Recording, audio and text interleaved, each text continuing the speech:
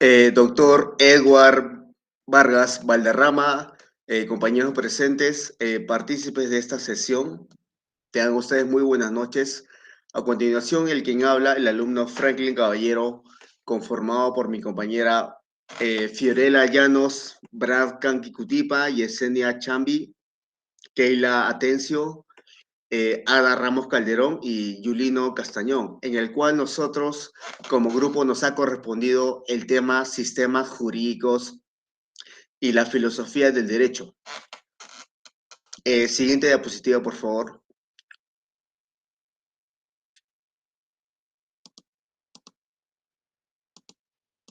Bien, si bien es cierto, quiero empezar con el resumen del trabajo.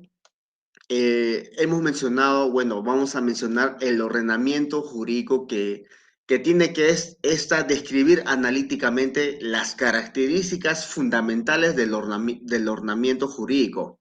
Asimismo, también las normas, que esto vendrían a ser los elementos esenciales que permiten diseñar una especie de cianotipo, a partir por el cual el lector pueda comprender, ¿no?, qué es un ordenamiento jurídico.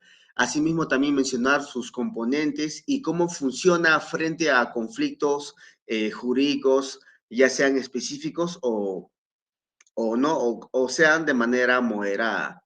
También el objetivo jurídico se afinará en conceptos y en terminología entre otros juristas, como también la norma jurídica, la regla, el principio, la vigencia, la validez y la aplicación de la subsumpción y la ponderación. Dentro de estas normas jurídicas también encontramos las decisiones teóricas y metodológicas en el razonamiento jurídico. También vamos a hablar sobre los problemas que generan, ¿no? También que generan dentro del formalismo y el escepticismo. Esto no significa prescindir del sentido objetivo de la norma donde surgen los problemas, sino para también definir el derecho y por tanto poder distinguir o relacionar las cuestiones que serían de manera lícitas de las que no serían bueno, que no pertenecerían en ese campo. Dentro de los principales elementos de un ordenamiento jurídico, que vendría a ser la norma jurídica, esto va esbozando una clasificación eh, entre las reglas y principios. Entonces, señalado esto, decimos que el objeto de la norma jurídica tiene sus relaciones en la estructura del sistema. Es entonces que a partir de esta valoración de los criterios haya una existencia donde estos elementos operan con estos para poder así resolver problemas específicos dentro de la relación jurídica. Dentro de la filosofía del derecho, decimos que vendría a ser una disciplina, ¿no? Que estos están ligadas a un simple formalismo jurídico en consonancia con una función lógica, sistemática y que también está comprometida con un método de la naturaleza humana, para así poder justificar el contrato social del origen del derecho natural formal. Entonces, doctor, mencionado esto, tenemos también tenemos el abstract. Siguiente diapositiva, por favor. Y asimismo también tenemos el sumario del trabajo. Y por último tenemos las palabras claves, que le doy pase a mi compañera para que los pueda mencionar.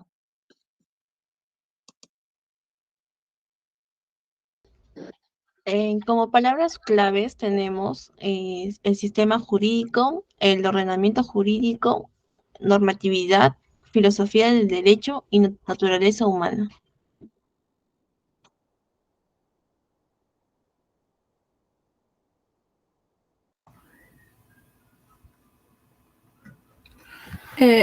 Como introducción tenemos que la filosofía del derecho discute no solo cuestiones inherentes a la autonomía y especificidad del fenómeno jurídico como tal, sino sus propias instituciones entendidas como responsabilidad pública, superpartes garantes de los derechos humanos. En concreto, la legalidad es entendida y explicada como cierto derecho vigente instituido en un espacio y tiempo históricamente determinados. La aclaración filosófica pretende mostrar, por otra parte, que instruir el derecho, el tránsito de la dimensión de la justicia al derecho positivo, no es simplemente un proceso técnico-científico. Por el contrario, este deriva de la relación que se crea entre los individuos que constituyen la comunidad.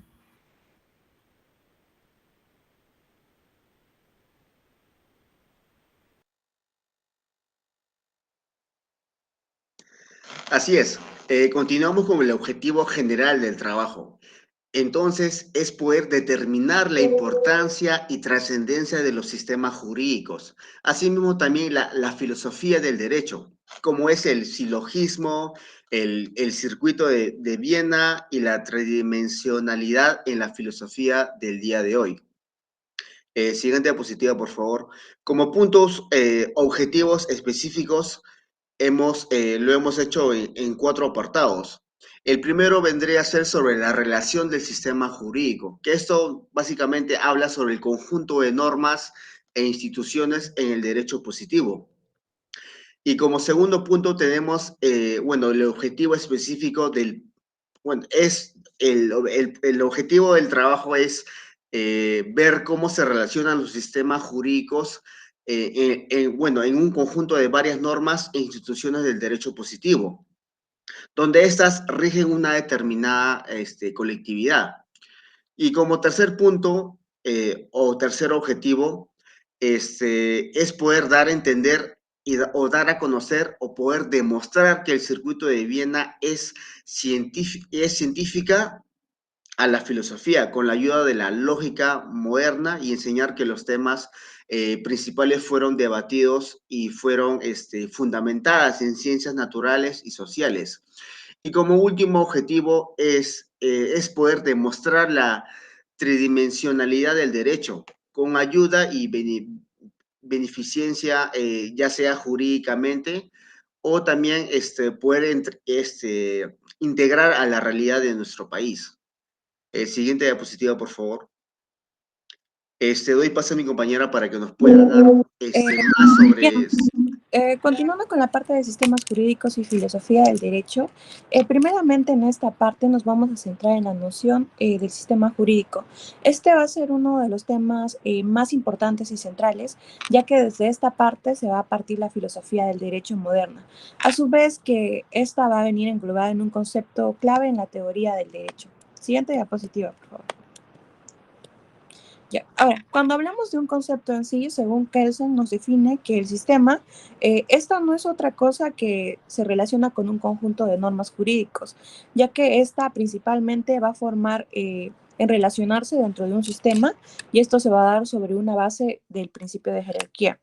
Ahora, cuando hablamos de los 4 principales sistemas jurídicos en el mundo, primeramente tenemos el sistema del derecho continental o civil law.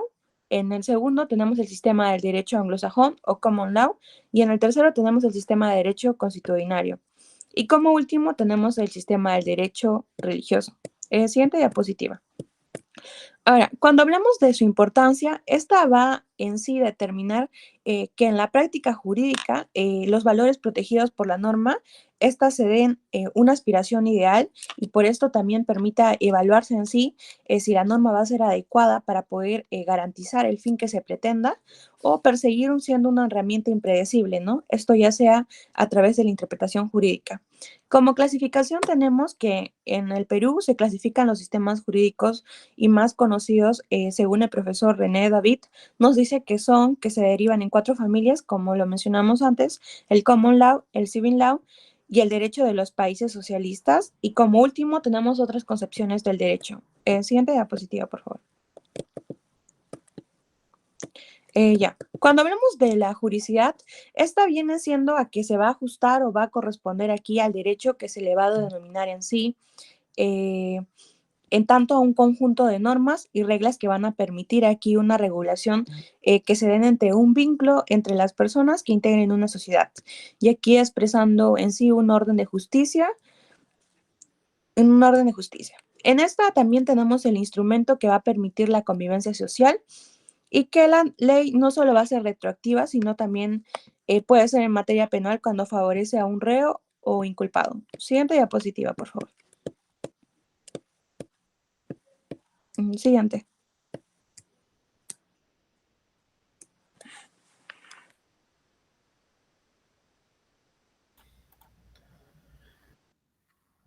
Bueno, entrando con el tema de lo que es filosofía del derecho, vamos a entender que la filosofía del derecho va a buscar abarcar todo lo que es el derecho de por sí y aparte llegar a lo que son los alcances y la normatividad es justa, se podría decir, a pesar de que sea un pleonasmo. Podemos ver que lo que dice que es la conciencia del hacer filosófico del derecho, no solo estudiar la norma, sino ver la norma y compararla con la realidad, que de por sí debería ser lo más común que el derecho se adapte a la realidad. Ya de por sí la constitución es una realidad social, se podría decir, porque va a abarcar todo lo que necesita un país para poder ser regulada o modificada, en cualquier caso. ¿Por qué es importante estudiar la filosofía del derecho? Pongámoslo en el caso de hace unos años, bueno, hace un tiempo, el filósofo Rousseau mantenía de que el juez era solo boca de ley. ¿Qué pasaba en ese entonces? Que los jueces solo decían lo que la ley permitía, ¿no? Si la ley decía tal cosa, es exactamente o estrictamente tal y como se decía en esa norma.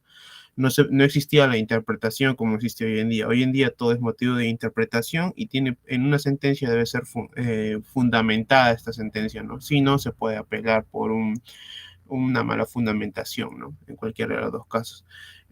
Es importante la filosofía del derecho porque nos va a ayudar a descubrir más, a romper límites, mejor dicho, del mismo derecho, ¿no? Por ejemplo, lo vemos, como decía el doctor Álvaro Zacarías, existen ya no solo los derechos de primera, segunda y tercera generación, sino que se están hablando de quizás derechos de cuarta generación que van a nacer en esta época, ¿no? Se está hablando de lo que son derechos robóticos, como está pasando en otras partes del mundo, ¿no? Siguiente diapositiva, por favor. Bien, entramos al tema del silogismo jurídico, ¿no? El silogismo de por sí podemos decir que es una herramienta, es una forma de análisis o que se puede hacer de manera deductiva o inductiva, que va a constar de dos premisas y una conclusión, ¿no? En el campo del derecho, ¿para qué nos sirve, no? Para ver un caso en concreto y tener una visión general de lo que puede pasar y tener una mejor interpretación de este caso o dar por concluido un hecho, ¿no? Por ejemplo, acá tenemos primero lo que es el silogismo compuesto, ¿no? Que se caracteriza primero que por la premisa mayor es una proposición compuesta, ¿no? Hay dos proposiciones que son diferentes. Y la premisa menor afirma o niega parte. Se puede decir que la destruye, sino al final, ¿no? Por ejemplo, tenemos ahí el ejemplo que dice, si hoy es miércoles, entonces tenemos clases, es lo compuesto, ¿no? Y la premisa menor puede decir, hoy es miércoles o hoy no es miércoles, ¿no? Lo que va a dar un cambio en la conclusión. Acá dice, hoy es miércoles. La conclusión viene a ser, entonces tenemos clase, ¿no? Si fuera el caso de contrario, que dijera, hoy no es miércoles, entonces, la conclusión sería, entonces no tenemos clases. Bien, lo siguiente es el silogismo condicional. Y como su propio nombre indica, establece una premisa mayor que es una de clase condicional, ¿no? Una proposición. Y la menor es categórica. Y esto viene con el ejemplo de que si un hombre camina, entonces se mueve, ¿no? Es acción y después viene un consecuente, se puede decir. La segunda parte dice un hombre camina y la conclusión es entonces se mueve. El disyuntivo es el último que tenemos y menciona que la premisa mayor es disyuntiva y la menor lo que hace es afirmar o negar, ¿no? Lo que podemos, en el ejemplo sale que 20 es número par o es número impar. Se podría decir que en la disyuntiva tenemos como que una pregunta, una premisa tipo pregunta, ¿no? Entonces la siguiente dice 20 es un número par.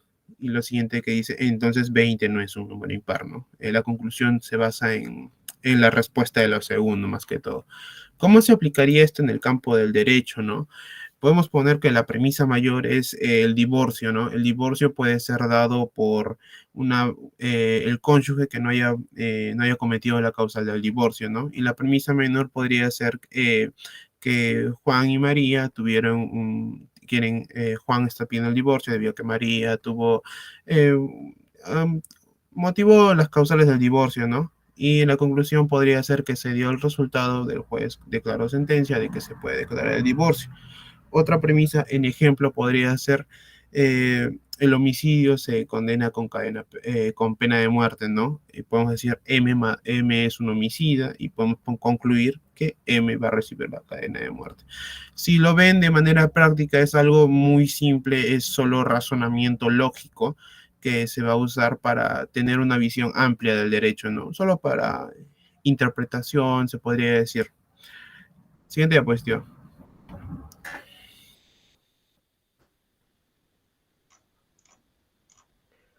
Ahora bien, dentro de los silogismos irregulares tenemos la lógica formal, en donde tenemos lo que es su sujeto y métodos, ¿no? La lógica formal es la ciencia que determina cuáles son lo que son las formas correctas de raciocinio. Pues bien tradicionalmente el raciocinio puede definirse como lo que es una marcha del pensamiento, que a partir de ciertos conocimientos lleva a lo que es un conocimiento nuevo sin tener que recurrir a constataciones o observaciones sensibles nuevas. Posteriormente tenemos la noción de validez de un raciocinio, la cual es la lógica formal, ¿no? La cual se interesa básicamente por lo que es la validez de los raciocinios, no por su más o menos gran facilidad, sino por su utilidad, etc. También tenemos sus relaciones con la noción de la verdad, concernente a lo que son las premisas y la conclusión, la cual se ve también en lo que es la validez del raciocinio, la cual no se determina, ¿no? Dentro de lo que es simplemente determinando, considerando lo que es el valor de su conclusión, sino más bien un raciocinio concreto dado puede no ser lo que es válido, aunque su conclusión sea verdadera. Asimismo, tenemos diversas maneras de formular un raciocinio. La lógica aplicada busca lo que es determinar lo que es la validez o no validez de un raciocinio. Pues no se debe de hablar jamás de su verdad ni de su falsedad, mientras que se puede considerar de la verdad o la falsedad de sus premisas y de su conclusión. La noción de demostración de una conclusión. Cuando un raciocinio completo es válido y además en todas sus premisas son verdaderas, se dice que su conclusión está demostrada. Además, también la lógica formal no estudia lo que es, sino la forma del raciocinio. Siguiente diapositiva, por favor. Tenemos lo que es el Círculo de Viena. Ahora bien, el Círculo de Viena fue un movimiento científico, ¿no? y filosófico fundado en 1921 por Morty Schilk en la ciudad austriaca, que lleva por nombre en la cual estuvo lo que es conformado por un grupo extraordinario de filósofos, matemáticos, científicos, naturales y estudiosos de las humanidades, que se reunían regularmente para desarrollar y propagar una visión científica del mundo. Este movimiento, conocido con el nombre original de Círculo de Viena para la concepción científica del mundo, se ocupaba principalmente de la lógica de la ciencia, por lo que se propuso crear lo que es un lenguaje común dentro de todas las ciencias basado en lo que es la física y el fomentado por la filosofía. Siguiente diapositiva, por favor. Tenemos las características generales del positivismo. El proyecto del Círculo de Viena era lo que es construir lo que es una forma filosófica científica, la cual rechazaba la metafísica y teológica, en tanto que la construcción de los postulados prescinde de lo sensible y lo empírico, en lo cual entendemos, ¿no? Que dentro de esa busca lo que es constituir un saber científico unificado, establece un método para lograr esa unificación, el análisis lógico basado sobre la propuesta de Weinstein. También tenemos que sostener lo que son los conocimientos obtenidos por las ciencias experimentadas son válidos. Asimismo, postula que existen los entes que se pueden experimentar empíricamente, determina como criterio de demarcación entre el conocimiento científico y otros saberes la verificación empírica, acepta lo que es el conocimiento científico y la cual debe apoyarse en los modelos de probabilidad, ya que no es posible lo que es examinar un conjunto de todos los datos de un mismo universo, en los límites del tiempo y el espacio del investigador. Siguiente diapositiva, por favor. Dentro de las cuatro tesis básicas del Círculo de Viena, tenemos, de acuerdo al padrón de 1992, la Escuela del Círculo de Viena produjo lo que son 4 tesis bien definidas, las cuales interpretan lo que es el conocimiento científico, a saber, el criterio de demarcación. Dentro de las 3 primeras tesis constituyen las que son las más básicas, producidas por el Círculo de Viena. las cuales sufrieron un sinnúmero de revisiones y modificaciones, algunas fáciles de captar, otras también realmente que eran difíciles de entender. Asimismo, la última tesis es un producto indirecto del Círculo de Viena, el cual se debe a Carnap, ¿no? Y forma parte de lo que se ha llamado la segunda fase del positivismo lógico. En la siguiente sección entraremos una descripción sucinta en las 3 primeras tesis, lo que son los fundamentos, sus respectivas evoluciones, hasta arribar a lo que es la cuarta tesis. Siguiente diapositiva, por favor. Gracias, compañera. Bueno, a continuación, yo les voy a hablar sobre integrantes del Círculo de Viena. Como a lo largo de la historia, la investigación científica ha podido facilitar el desarrollo de las numerosas tecnologías y asimismo también la comprensión de una variedad de fenómenos que estas simplifican nuestra vida diaria. Entonces tenemos a las disciplinas como la psicología y el derecho, que esto ha sido muy progresivo con el tiempo, porque todas estas tienen un origen muy común. Dentro de la filosofía, esta búsqueda antigua de explicaciones para todos los misterios de la vida ha influido en el desarrollo científico. Como diversos paradigmas han surgido y se han debatido en círculos pensadores, siendo así el Círculo de Viena uno de los más destacados en tiempos modernos, tema que esto no se explorará en este artículo. Siguiente diapositiva, por favor. Dentro de los miembros del Círculo de Viena, según el autor, ramos suyos, nos indica los representantes más resaltantes, que vendría a ser George Morse, que vendría a ser el autor que ha fundado este Círculo de Viena, en el cual nos señala que establece un foro de debate sobre cuestiones científicas, siendo estas muy importantes fuera del ámbito académico. También así incluyendo un espacio para la filosofía, que ha sido muy notable de este autor, que su habilidad fue funcionar las ciencias exactas y así poder convertir la filosofía en una manera inadvertida en el proceso del neopositivismo lógico y de la filosofía de la ciencia. También tenemos el autor Richard Bach Hahn, que ha sido miembro de la Sociedad de la Filosofía Científica de Berlín, en el cual ese autor, junto al Círculo de Viena, formó la base de movimientos del positivismo lógico. Asimismo, también emigró a los Estados Unidos después de los ascensos del fascismo en Alemania. Siguiente diapositiva, por favor. Dentro del Círculo de Viena también tenemos los antecedentes que son de carácter filosófico.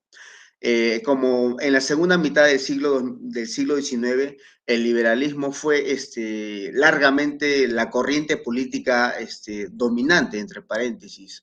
Este mundo fue de ideas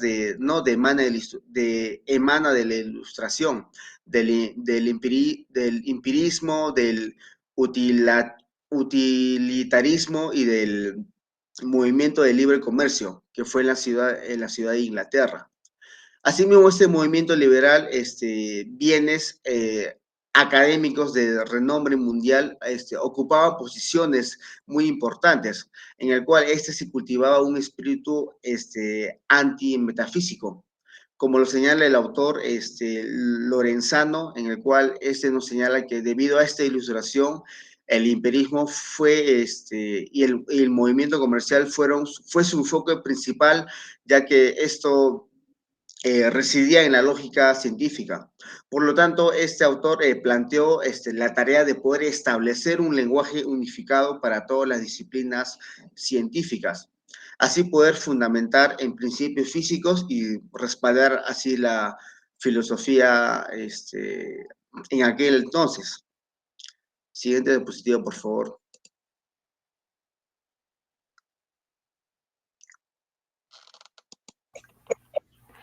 Bien, continuando con la exposición, tenemos a lo que es la tridimensionalidad en la filosofía del derecho.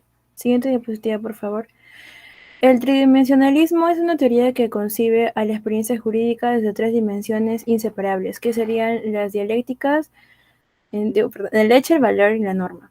La llamada teoría tridimensional del derecho es una concepción doctrinaria del derecho que intentó una aproximación ontológica unificando tres componentes que hasta entonces eran concebidos como las perspectivas posibles para estudiar al fenómeno jurídico. Siguiente diapositiva, por favor. Bien, como objeto del tridimensionalismo, el tridimensionalismo constituye una teoría jurídica que analiza al derecho desde un punto de vista donde es siempre dialéctico, instituyéndose en una correlación permanente y progresiva entre los tres términos, a efecto de lograr la integración del derecho en valor dando origen a las normas. La forma en la que aprende el objeto denominado derecho, considerándolo como un hecho o fenómeno que no existe sino en la sociedad y no puede ser concebido fuera de ella. El derecho tiene como cualidad inseparable el ser social. Lo que hace el tridimensionalismo es facilitar la comprensión de las instituciones jurídicas, mostrándolas en su interacción como la conducta subjetiva, el valor y la norma. Este constituye el resultado de una consolidación objetiva de la consistencia fáctico-sociológico-normativa en una constante dinámica, interacción y la juxtaposición referida. Si el hombre determina vivir en sociedad, es necesario que su conducta tenga límites o demarcaciones en las cuales se respete el actuar de los demás y con ello se alcance a la armonía, la tranquilidad y la paz social. Siguiente diapositiva. Miguel Reale. Este es un jurista brasileño que en 1953 elaboró la definición del derecho concibiendo los tres elementos básicos que consisten en una unidad concreta, que es el hecho social, el valor y la norma. Miguel Reale formuló la conocida tridimensionalidad del derecho. Siguiente diapositiva, por favor. Como ya mencioné, tenemos tres dimensiones. En la primera dimensión, que es la dimensión fáctica sociológica, tenemos que el derecho es un hecho social que solo puede emerger socialmente. Por tanto, el carácter de social es esencial al derecho y no accidental. Los hechos o realidades económicas, políticas, culturales, ¿puede retroceder una diapositiva, por favor? Científicas, religiosas, tecnológicas, entre otras, son las que constituyen el objeto de regulación jurídica. La dimensión fáctica considera el derecho como un acontecimiento social que se despliega en la cotidianidad de distintas formas comunitarias, en interacción permanente con el resto de los fenómenos. Esta teoría es la que concibe, es referida a la práctica del derecho como hecho social, es decir, a la mutua influencia que se produce entre la sociedad y el derecho, y su relación recíproca. Le doy paso a mi compañero.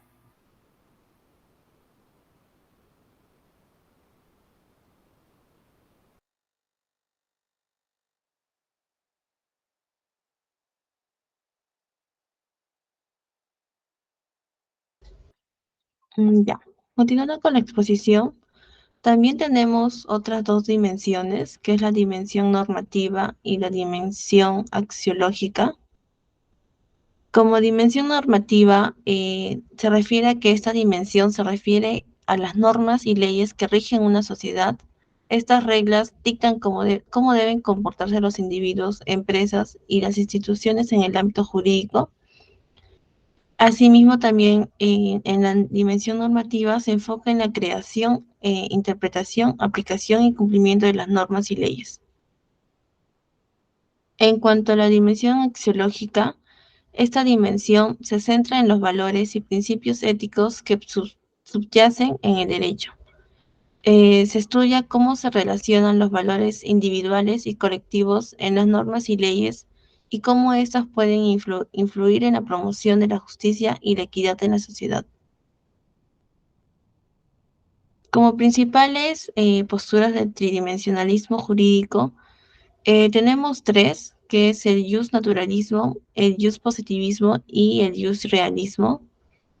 El justrealismo se encarga de propugnar la prevalencia de un derecho natural, imperecedero y general en todo tiempo y lugar y que predomina sobre cualquier derecho de creación humana o llamado también positivo. El jus naturalismo, el jus positivismo, perdón, postula la exclusividad del derecho creado humanamente, es decir, del derecho dado o positivo, sobre cualquier otra realidad que se pretendiese llamar derecho. A esta doctrina podemos coligarla como la norma jurídica. Y por último, el jus realismo, que se encarga de patrocinar que el derecho en realidad surge del devenir cotidiano, de la realidad misma, y que el legislador lo único que hace es plasmar o reconocer estas normas originadas espontáneamente en dispositivos formalizados por las autoridades al mando de la sociedad. A esta corriente se le puede llamar como hechos sociales. Ahora, el hecho. La palabra hecho indica la circunstancialidad condicionante de cada momento particular en el derecho del proceso jurídico. También es una aceptación particular, donde nos dice que es todo aquello que en la vía de derecho corresponde a lo ya dado como el medio social y que valorativamente integra en la unidad ordenadora de la norma jurídica, resultando de la dialecticidad de dichos tres factores del derecho como un hecho histórico-cultural. Doy pase a mi compañero.